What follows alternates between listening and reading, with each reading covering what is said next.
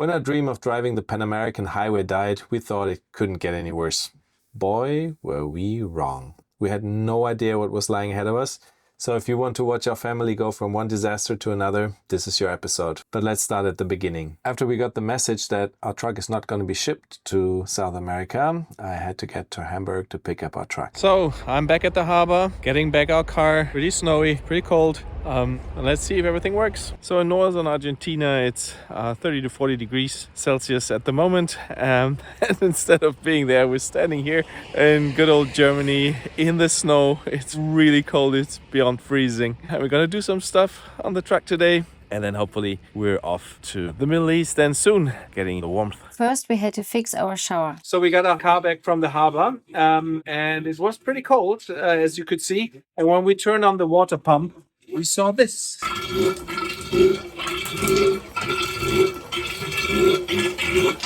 Might have been freezing a little bit. But that wasn't the main problem, because after fixing everything on the truck in Hamburg at Scania workshop, now the problems were coming back. So again, we're trying to figure out the problem with the motor is why it's not stopping. So luckily we found a workshop close to our house that could help us. Unfortunately, when I wanted to bring the car to them, it broke down.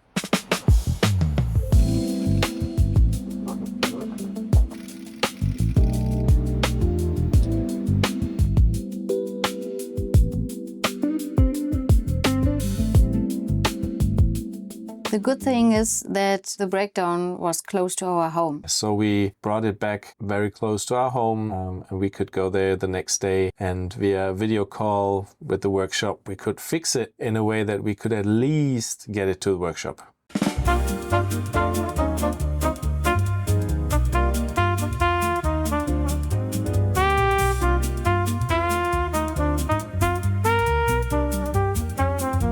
And after some days in the workshop, we got our truck back, made some final adjustments, and it was time to say goodbye.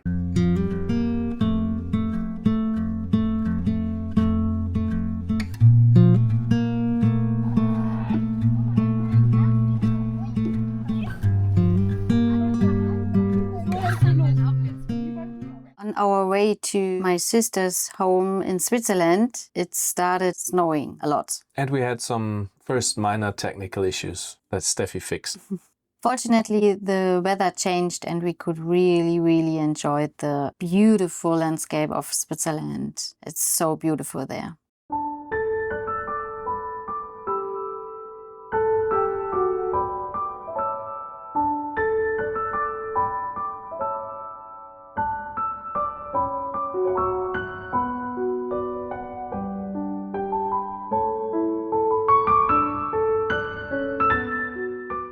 In our breaks, our kids could play in the snow.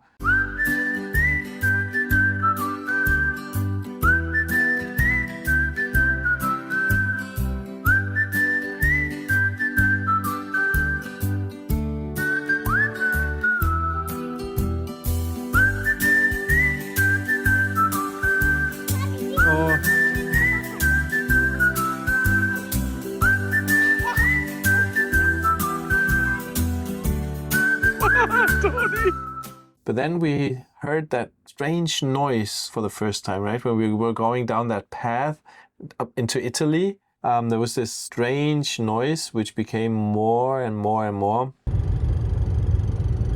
And we decided, oh, that's not good. We have to see Scania again. So we went to Scania Milano and they told us, well, we need to take this specific part out of the car, send it to another workshop, they fix it, it comes back. You'll be stuck here for about 2 weeks. We were like, yay. Fortunately, we found a workshop in Bergamo and they could help us right away. Well, actually not right away in that moment, but it was Friday afternoon, like always when this happens. Yeah, which we're going to see in the future. But anyhow, like always, Friday afternoon. So we had a long weekend. I think Monday they had a day off. So we had a couple of days free time in and around Bergamo so that we could explore Italy a little bit.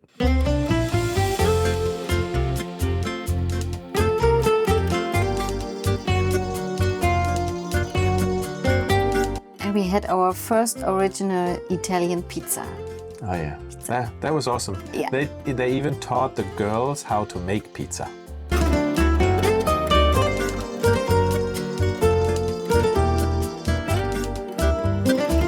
And we found that pump track where the girls and Jona could take out their new bikes and ride them for the first time.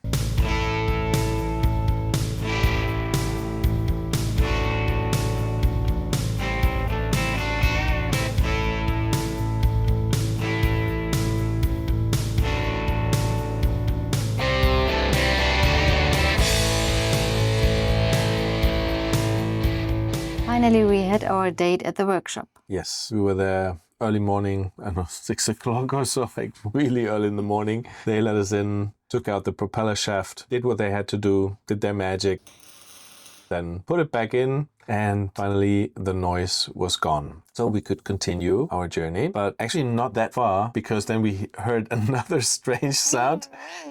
Right.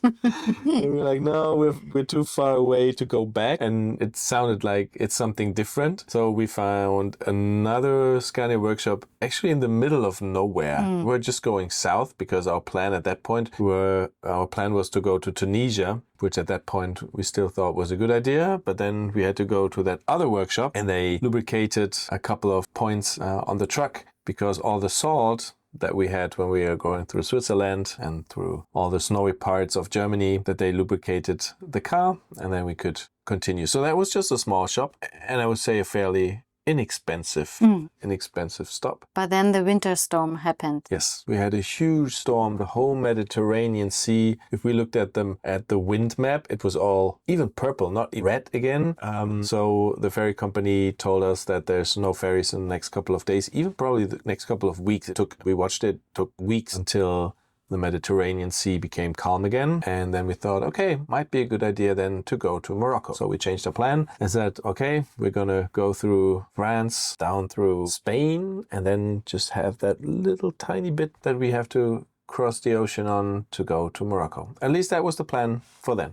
On our way, we spent a rainy night at the huge shopping center. Yeah. Finally, we arrive in the wonderful south of France on the Côte d'Azur.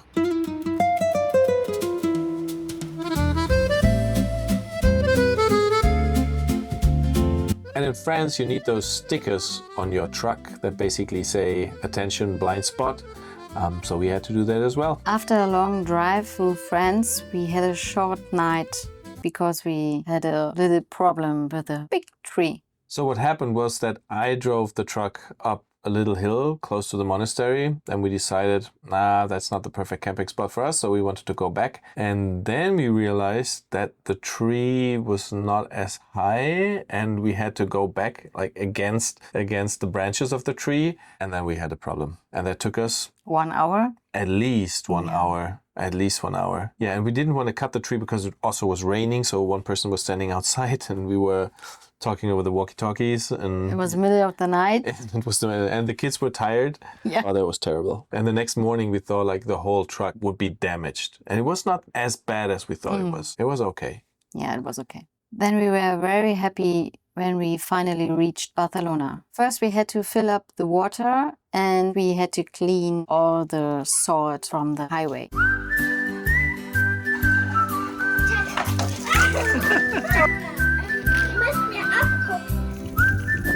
And then it was time for Barcelona. Yes, we were exploring Barcelona, but skipped the usual tourist spot to show you something really weird that we found inside the main cathedral. There were real geese inside the cathedral. Yes, there are always exactly 13 white geese living inside this church, and they represent a young girl named, I think, Eulalia, who became a saint just 13 years old, and for every year they have one of the geese. Hundreds of years ago, these geese even had a real job because they were like the ultimate security system. So if a thief came at night, these geese would make so much noise that all the guards woke up. We also timed our visit for Carnival.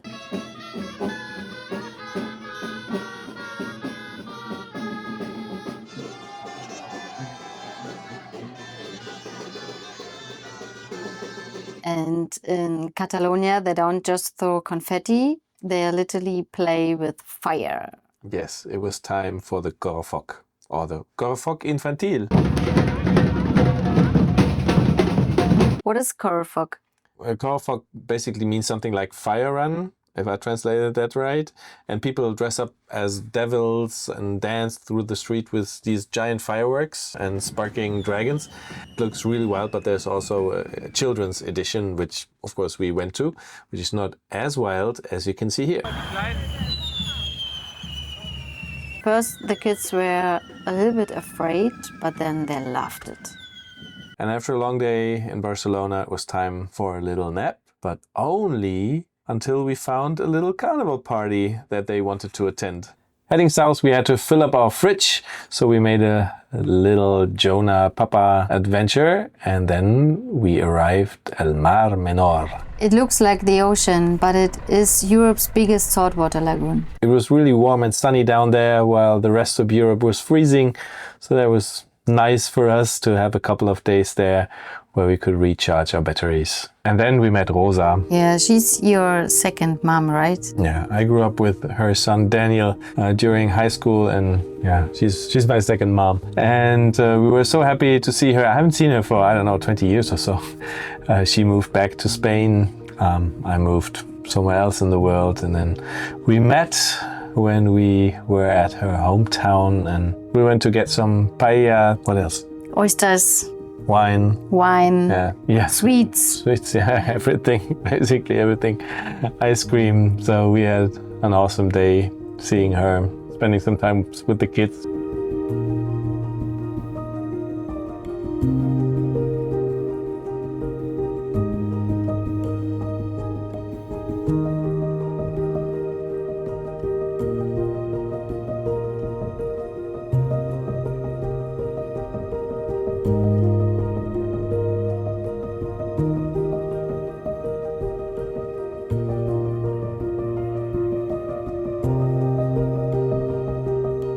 That was a great day.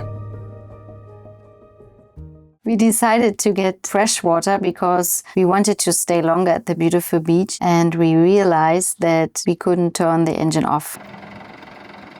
First, we tried to solve the problem ourselves because we are kind of experts already. I mean, we had the problem twice, got it fixed at the workshops. I looked closely, so I knew what to do. But in the end, we had to look for another workshop. And of course, it was Friday afternoon again. So they started working on it. But then at some point it was the weekend, so we had to stay there for the weekend. Fortunately, they had a parking space right in front of the workshop where we could stay for the weekend. So we took down the bikes and made a little parkour for the girls.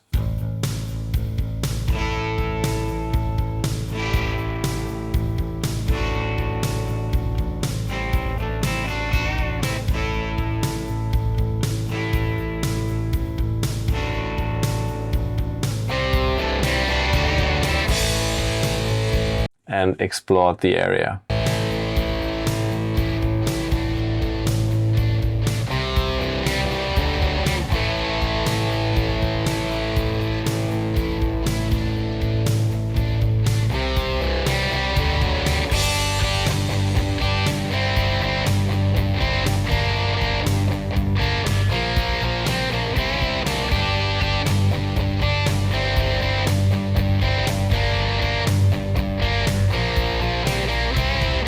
But in the end, we were really devastated. And on Monday, we found out that they need the car more than 1 week and we need a hotel. Yes. So Charlie and I jumped into an Uber, which was kind of hard to find because we were so way off. Yeah. I mean, we couldn't find a taxi there. And just at a certain point, we had an Uber driver saying, yes, we're going to pick you up, driving us into town because it was so remote. And then we got our little tiny rental car. So we got ourselves some food, drove back to Mar Menor and spent a couple of wonderful sunny days again at Mar Menor.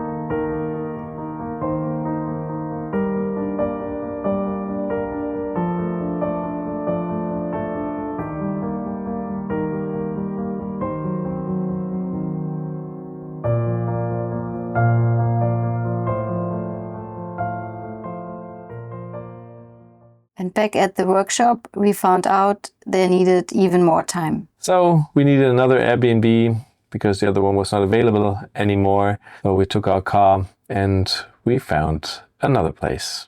But at some point, they called us that they fixed it. At least they worked on the symptom again, because they changed the same part for the third time. And already the first one, when we went to the first Scania workshop, that old mechanic told us that he had never in 40 years of his career changed this part, because it usually never breaks. And for us, the same part broke again for the third time. And in Spain, I was talking to them and saying, hey, let's look for the cause, not only work on the symptom, because they always worked on the symptom, but nobody looked at the cause again. And it was so stressful for us, knowing that we might drive another 2,000 kilometers or so, and then it would break again. They refused to look any further than working on the symptom, right? That was a really exhausting time, knowing we still had so many kilometers to go back to Germany, to our home workshop. But anyhow, it is what it is, or it was what it was. So we decided we're going to have a couple of good days now together with our truck,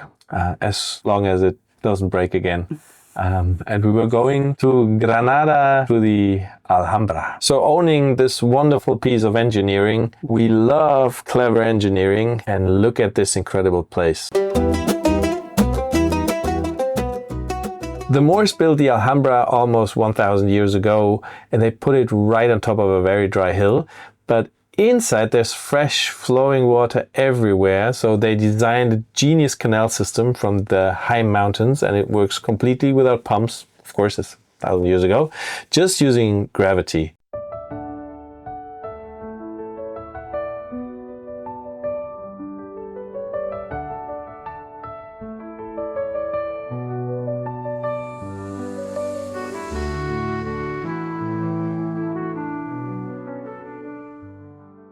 And then we stepped inside the breathtaking palaces. This is where the kings and queens used to live. And if you look closely at the walls there, they look like beautiful wallpaper, but it's actually carved stone and plaster. The artist carves thousands of Arabic poems, historic stories, everything directly into the walls. I don't know, it took them decades to finish. The details are absolutely insane there. And next to the palaces, you find the general life. These were the summer gardens for the royal families. They came here to escape the hot sun and relax. The main courtyard has a long pool with dozens of jumping fountains, creates a natural air conditioning system that cools down the whole area. It's just perfect, peaceful place to walk around with the kids. Besides the beautiful gardens, we still had in mind that our car might break down again, so we decided to head back north. And driving back north, we found these beautiful windmills. These are the windmills of the story of Don Quixote. He was a funny, crazy knight who read too many hero books, and he actually thought these windmills were scary monsters. He attacked them with his horse and his lance and lost. And this is the most famous Spanish book of all time. I think it's also the most translated book of all times behind the Bible, I guess I have to say. But still, we thought, hey, let's see if our expedition truck can survive the monsters as well. We obviously survived, and no matter where you live in the world, kids and families should know the stories of this crazy night. And if you want to know how our awesome family adventure continues, subscribe to the channel. But more importantly, now grab your kids, turn off the screen, get out and make some incredible memories for yourselves.